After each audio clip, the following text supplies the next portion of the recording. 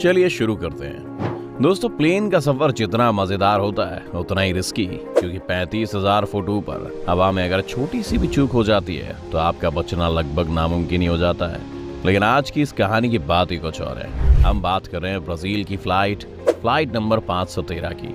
तारीख थी 4 सितंबर 1954। Santiago flight 513 waste Germany के आचेन इंटरनेशनल एयरपोर्ट से उड़ान भरती है। इस प्लेन को ब्राजील के पोर्टो एलेग्रे इंटरनेशनल एयरपोर्ट पर पहुंचना है, जिसकी दूरी करीब 18 घंटे की है। ये फ्लाइट 88 यात्री और 4 क्रू मेंबर को लेकर जर्मनी से अपने देश ब्राजील आ रही थी। और फ्लाइट के कैप्टन थे Miguel Victor Curie. Captain Miguel को नहीं मालूम था कि उनके साथ अगले कुछ घंटों के बाद क्या होगा। अब होता कुछ यूं है कि उड़ने के कुछ ही घंटों बाद जब Santiago flight number 513 Atlantic ocean के ऊपर पहुंचती है तो वो एटीसी के रडार से अचानक गायब हो जाती है। और ये देखकर एटीसी में काम कर रहे अधिकारी और कर्मचारी पहले तो हैरान हो गए और वो प्लेन से कांटेक्ट करने की कोशिश करने लगे। जब कुछ मिनटों बाद भी फ्लाइट रडार पर नजर नहीं आई तो उनके होश उड़ गए और उन्हें कुछ भी समझ में नहीं आ रहा था कि ये फ्लाइट अचानक से कहां चली गई है।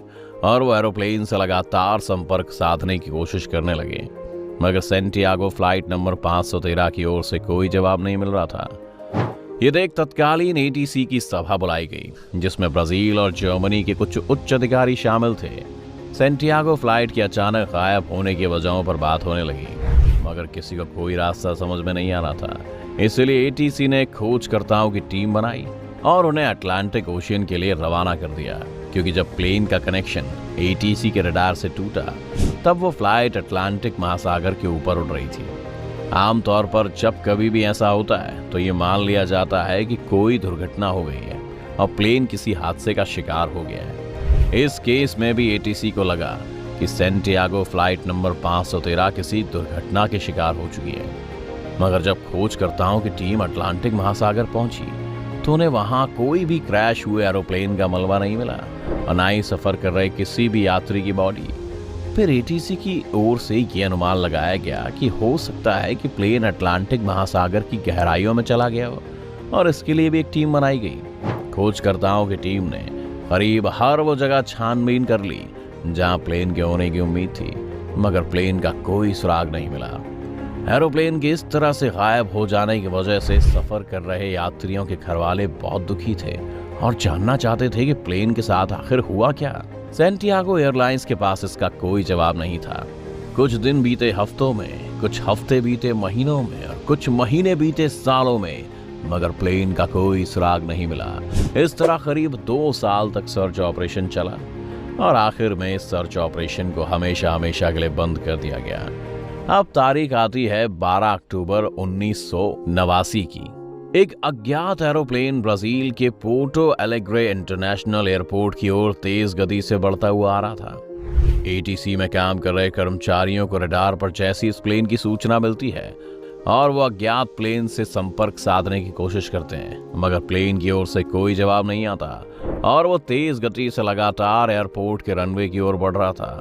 लगातार प्लेन से संपर्क साधने की कोशिश जब नाकाम हो जाती है तो आनन फानन में रनवे को खाली कराया जाता है और कुछ ही मिनटों के बाद एक अज्ञात फ्लाइट ब्राजील के एयरपोर्ट पर लैंड कर जाती है। एटीसी के अधिकारी और कर्मचारी तुरंत अपने ऑफिस से निकलकर रनवे की ओर भागते हैं और जब वो वहां पर पहुंचते हैं तो उन्हें जो दिखाई देता है वो देखकर उनके पैरों तले जमीन खिसक जाती है, क्योंकि वो अज्ञात फ्लाइट उसी सैंटियागो एयरलाइन कंपनी की थी और ये कंपनी 1956 को ही बंद हो चुकी थी।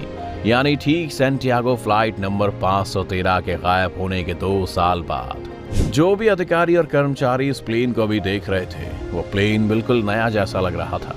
उन्हें कुछ समझ में नहीं आ रहा था कि आखिर जिस कंपनी को बंद हुए 33 साल हो चुके हैं उसका नया प्लेन रनवे पर कैसे लैंड कर सकता है। उन्होंने कर्मचारियों को प्लेन के अंदर जाकर देखने के लिए कहा और जैसे ही वे लोग अंदर गए उनके मुंह से चीख निकल गई। प्लेन पूरा कंकाल से भरा हुआ था। हर सीट पर कंकाल बैठे हुए थे और जब उन्होंने कॉकपिट का दरवाजा खोला तो प्लेन चला रहे फ्लाइट के कैप्टन मिगुएल विक्टर क्यूरी के हाथों में प्लेन का कंट्रोल था और वो भी मर चुके थे।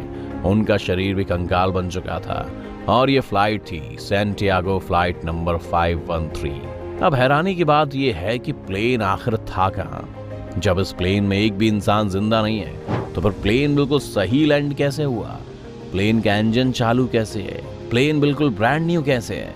अब ये सारे सवाल किसी आम इंसान का दिमाग घुमाने के लिए काफी थे। कहते हैं कि पैनिक ना फैलने की वजह से ब्राजील सरकार ने इस खबर पर रोक लगा दी। फिर इसकी जांच शुरू हुई और अलग अलग तरह की थियोरीज निकलनी शुरू हुई। सबसे पहली थियोरी ये आई कि ये प्लेन उड़ने के बाद किसी टाइम ट्रैवल में फंस गया, यानी किसी ब्लैक होल के अंदर चला गया था, जिसकी रेडिएशन से इन सारे लोगों की ये हालत हो गई।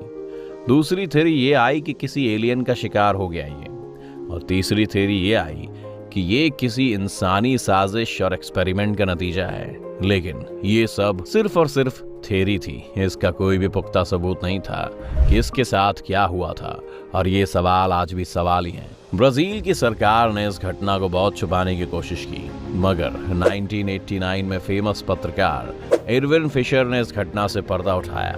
उन्होंने एक आर्टिकल में इस पूरी घटना को छापा। जैसे ही घटना अखबार में छपी, लोगों के बीच फैली सैंटियागो नंबर 513 की कहानी ऐसे फैली जैसे जंगल में आग। लेकिन एरविन ने इस खबर का कोई पुख्ता सबूत नहीं दिया था। मसलन सिर्फ एक एरोप्लेन की फोटो अखबार में थी, कोई कंकाल की फोटो नहीं थी। इसलिए इस कहानी को लोगों ने दो धड़ों में बांट दिया, जिसमें से कुछ लोग इसे सही मान रहे थे और टाइम ट्रैवल और भूत जैसी चीजों से रिलेट कर रहे थे, तो वही दूसरे लोग भी थे जो इस खबर को सिर्फ पब्लिसिटी स्टंट मान रहे थे और इस खबर को झूठ के सिवा कुछ नहीं बताते हैं। आपको क्या लगता है? आप हमें कमेंट करके बताएं।